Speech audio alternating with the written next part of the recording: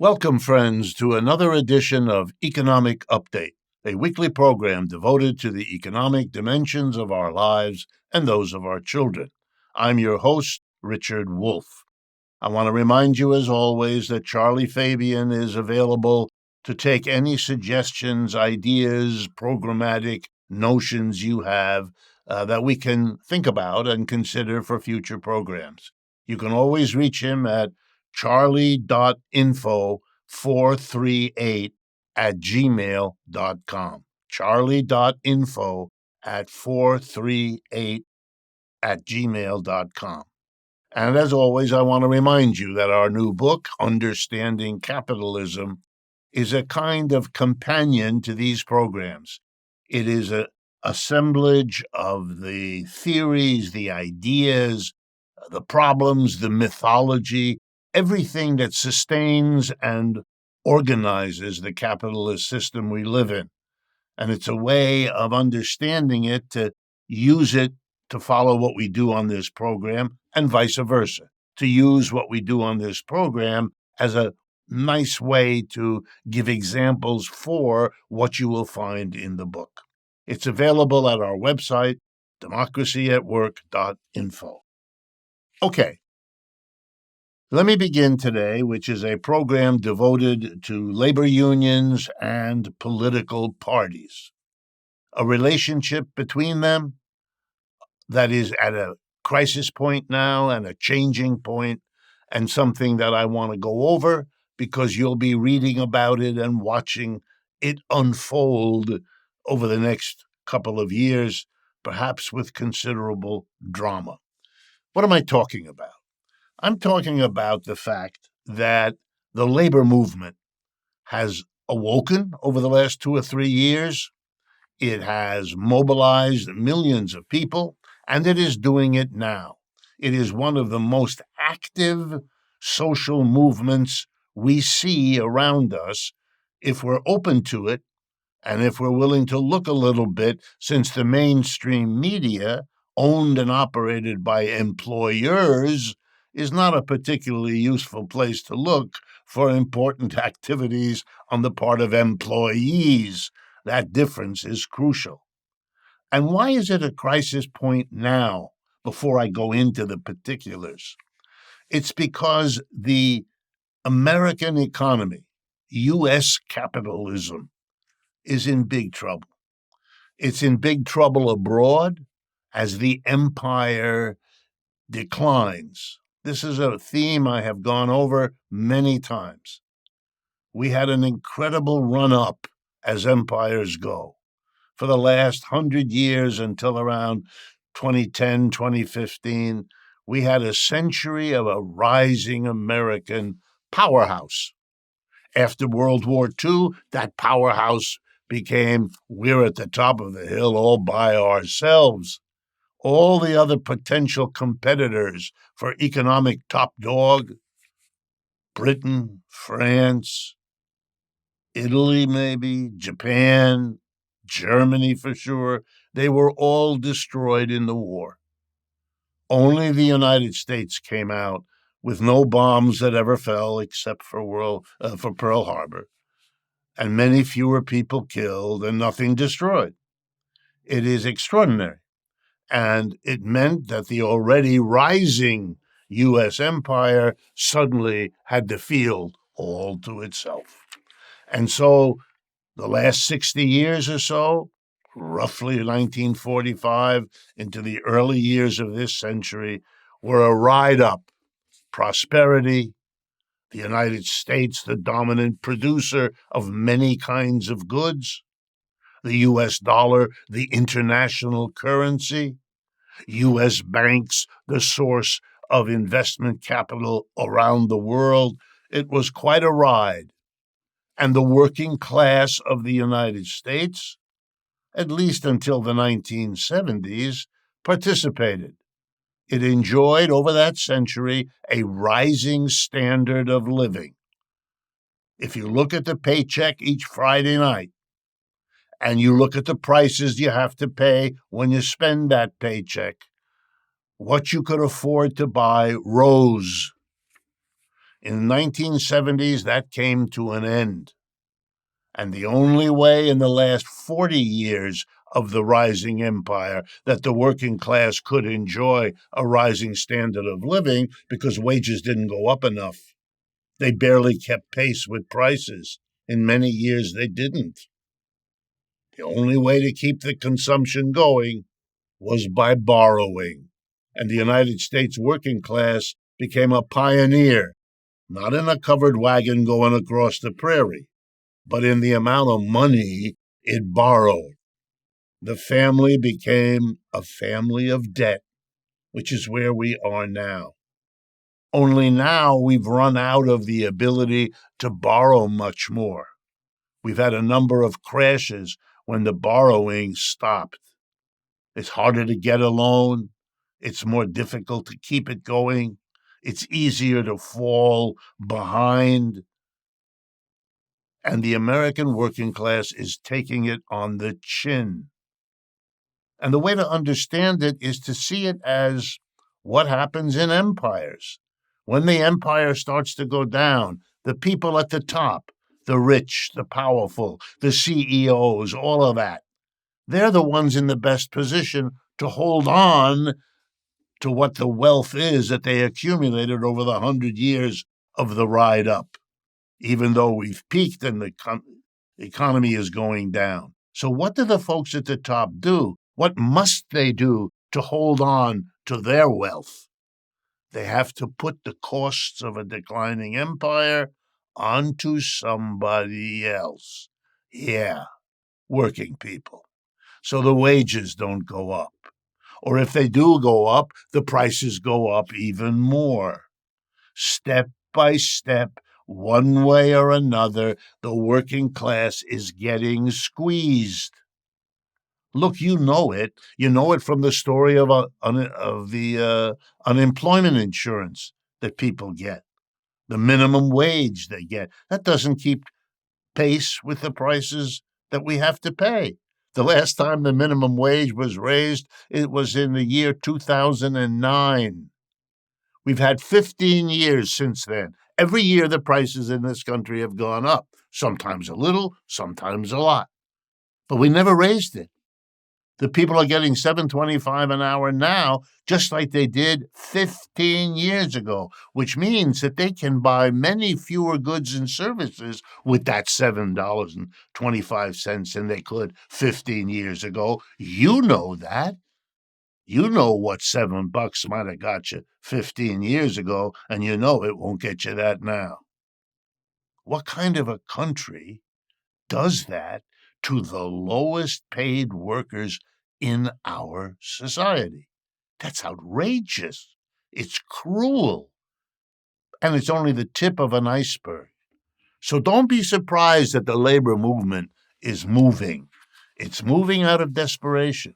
It's moving out of the anger of people who kept being told it'll get better, only it didn't.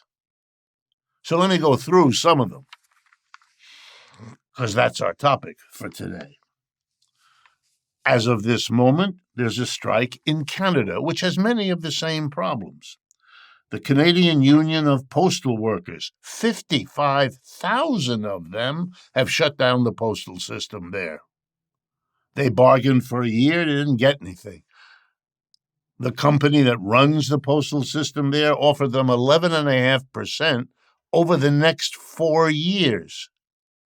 Well, 4 years at 3% a year gets you 12. That's pretty good. But 3% a year, that barely gives you anything. Between the amount of that 3% a year that you'll lose because prices go up, and they've been going up between 1 and 8% in the past few years, and you add to that the extra taxes you get nothing. You're seeing no improvement at all. That's how Canada is shifting the burden of the decline, since it suffers the same way the United States does because of our intertwined economies. That's an attempt to stick it to the postal workers, and they went on strike. Of course they did. Well, I shouldn't say of course. It takes a lot of courage to go on strike. You lose pay when you don't work. And that's, after all, why you're striking, because you've been losing when it comes to pay. The union demands 22%. The company offers 11.5%. That's why there's a strike. There's other issues too, but I want you to see there's movement. These workers haven't struck for a very, very long time. Then there's the activity in New York City around the Barnes & Noble bookstore. They've already formed unions at several of the B&N stores in New York. But the company, even though the union has been established, they had elections, the workers voted, the majority wants a union, they have a union. Now the company stalls off sitting down with them and working something out. So they had a rally because they're trying to put pressure, because the law in this country allows a company not only to fight against a union, not only to fight in that election that the union doesn't win, but even when the union wins, to stall off sitting down and work. And all of that time, of course, the workers don't have an effective union. That's only one of many things that employers do that is making the workers angrier than they already were when they voted to do the strike or to do the rally. Then I want to talk to you also about the long history. If an employer stiffs you, you win the election, you are the union, you've been voted in, but they stall you, they have a question, they dispute a vote, they do all the usual stalling that the law literally encourages them to do. So then the union files what are called unfair labor practice complaints with the National Labor Relations Board. Unions often win most of them, and then there are new ones to fight. And of course, it all takes months and years. And then if you have a National Labor Relations Board that is unfriendly to unions, you know what kind? The kind that Mr. Trump will be naming the leaders of in the next few weeks. And they're all stalling now because they think they're going to get a pro-employer NLRB, and so they want to push everything off until they can go to them. And then there's the last step that are being led by Elon Musk, and that is to go to court to try to change the NLRB so that no matter who runs it, it can't do what it was set up a century ago to do. They want the playing field to be tilted even more towards the employer than before. So are you surprised that the workers are militant, that unions are fighting? Don't be. Here's a shout out. In Philadelphia, for the first time, the Whole Foods market is confronting a unionization drive. Even places, Starbucks, Amazon, Whole Foods, owned by Amazon, proud that they never had a union, are now discovering that the world has changed. Canada has a better setup than the United States for workers. The next time you hear some politician tell you, oh, the United States is the greatest country, not for unions, not for workers, not for the effort of workers to bargain collectively, to get a better deal from their employer because they confronted him as a group rather than as an individual. The world is changing, but right now, the flashpoint, the key place, is the relationship between employers and employees. They're being forced in the United States to come to terms and cope with the decline of our empire and decline of our system. That's a very hard moment, but it is also a moment that reveals who is going to come out on top here. Are we going to share the difficulty of coming down, or are we going to hold on to the inequality of wealth that forces the mass of the people to become desperate because those at the top will not confront the decline or its costs or the unfair way those costs are now being borne? We've come to the end of the first half of today's show. Please stay with us. I'm going to be talking about strikes, general strikes, and political parties as part of this story in the second half. Friends, as you know, Any project like this takes money, and we don't want to bore you or burden you.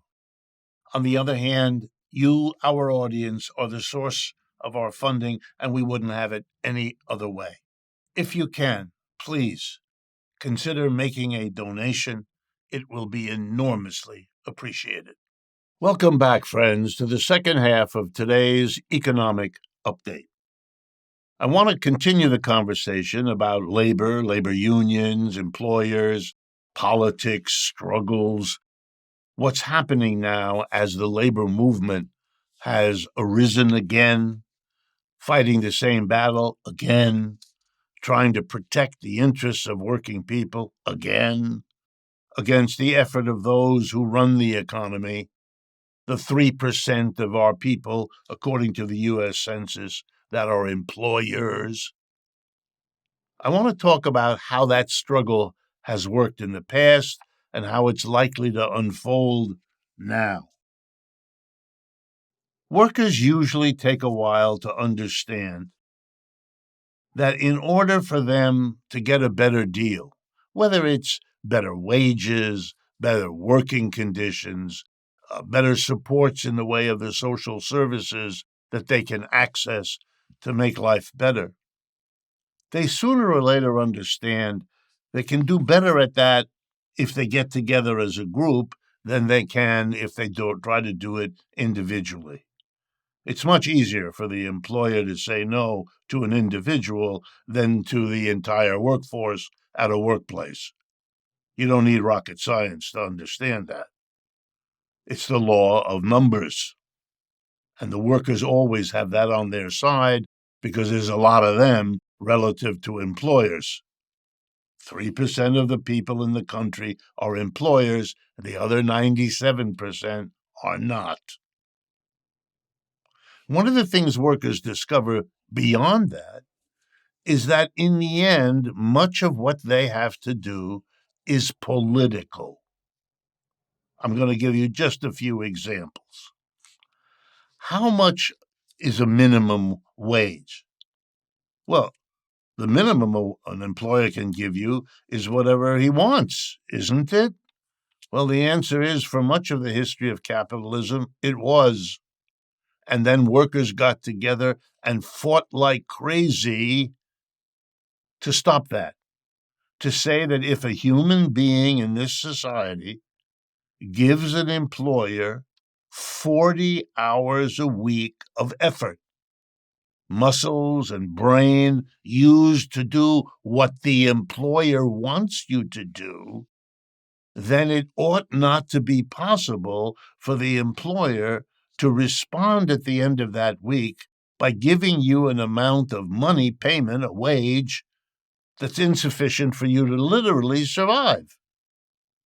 There should be a minimum wage below which the employer cannot go. And why not? Because the political system will have passed a law that makes paying a minimum wage below a certain level a crime, and that the employer can be arrested and prosecuted for committing such a crime. Workers fought for years, decades, to get that. Employers fought it for the same decades. The only reason it took decades was because the employer's money was more powerful than the numbers of employees that were affected by such a thing. But in the end, because of the work of labor unions and labor organizations, we finally got it. The United States became an independent country in 1776, and it took until 1938, almost 2 centuries, before we passed the first minimum wage law, 1938, in this country. So we've had it now for almost a century, a minimum wage. But that was a political campaign.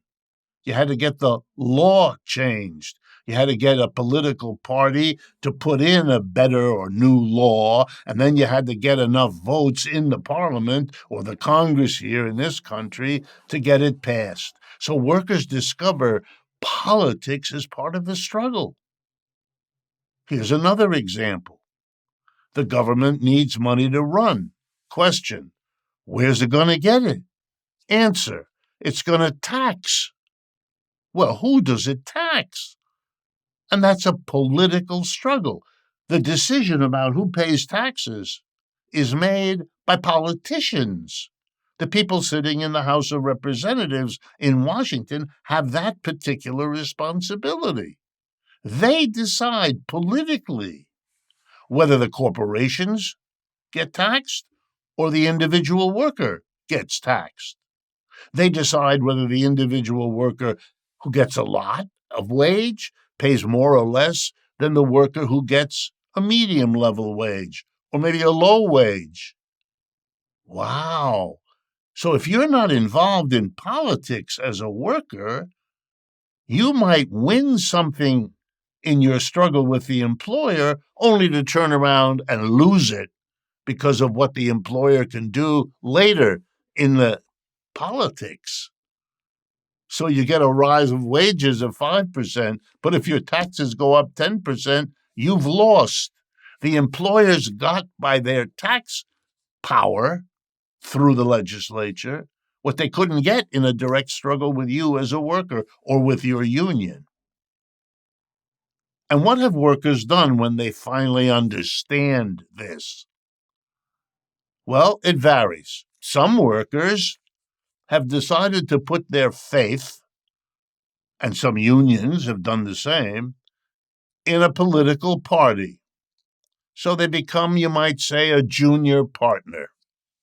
In general, and there are exceptions, in the United States, labor unions are junior partners of the Democratic Party. They will vote Democratic unless they are upset by something that will make them change. A good number of them were upset, and so they voted for Donald Trump in the recent election. And he's hoping more of them will in the future. That's why he chose the particular person to run the U.S. Labor Department that he chose, a much less right-wing person than he chose for virtually every other seat on his cabinet. Some workers, some unions, have gone further and said, we're not a junior partner, we're an equal partner with a political party. See, in the United States, the labor movement is a junior partner of the Democrats, so junior that the Democrats often don't give them very much. And what they do give them is more symbolic than it's real.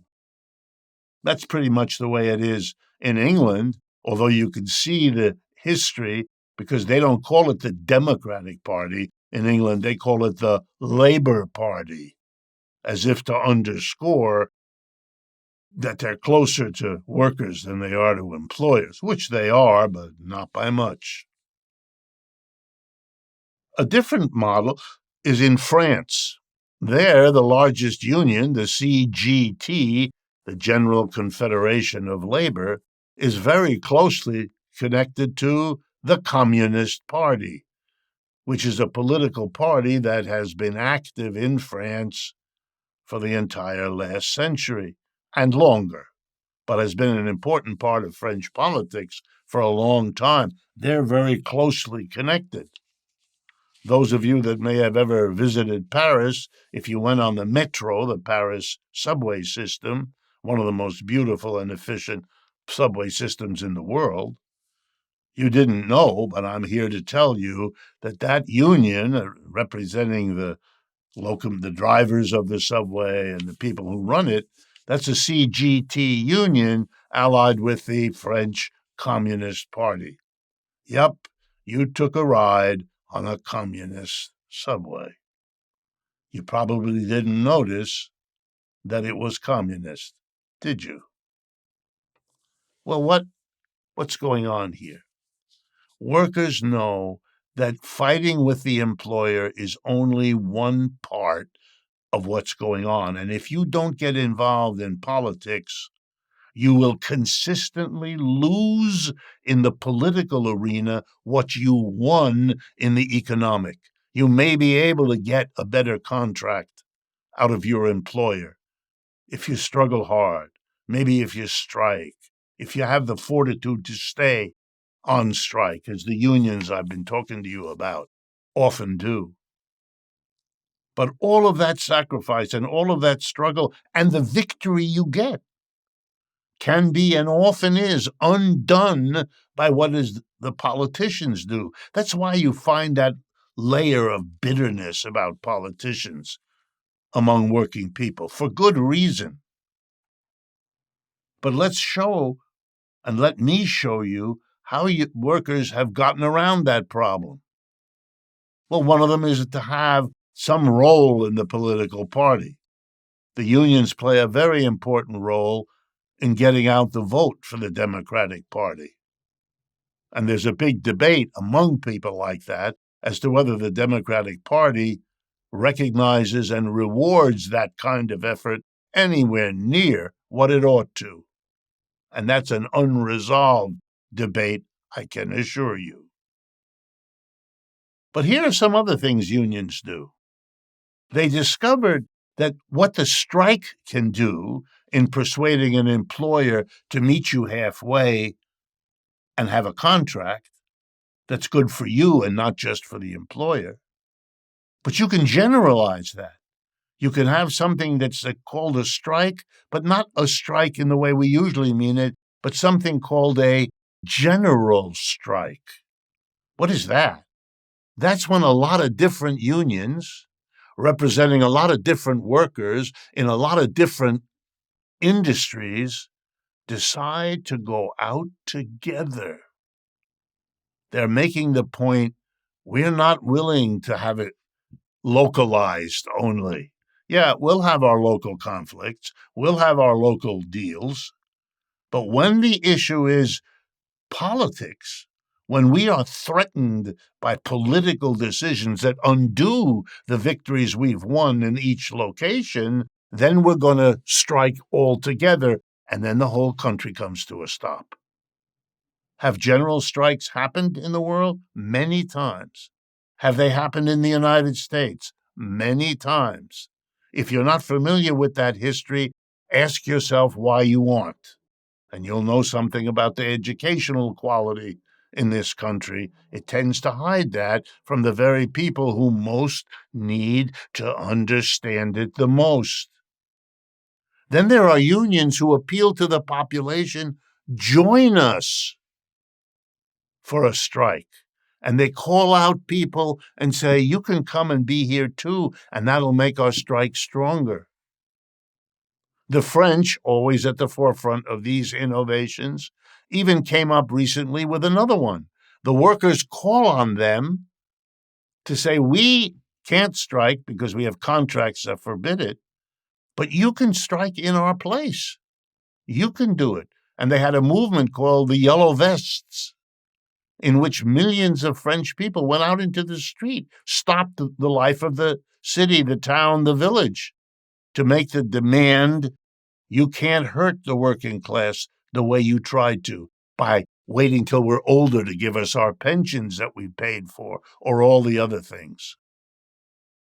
You may not have heard about general strikes and people's resistance, but you're going to, because, as I said at the beginning, we are at a point where the capitalist system of the United States, facing the decline of the empire, facing its own internal problems that are severe, its debts, all of it, is hunkering down. And what that means is that the people at the top are trying to hold on, making more and more billionaires like Elon Musk to parade their wealth while squeezing everybody else, passing on the costs of the system decline so long as the working class accepts it, and not one day longer.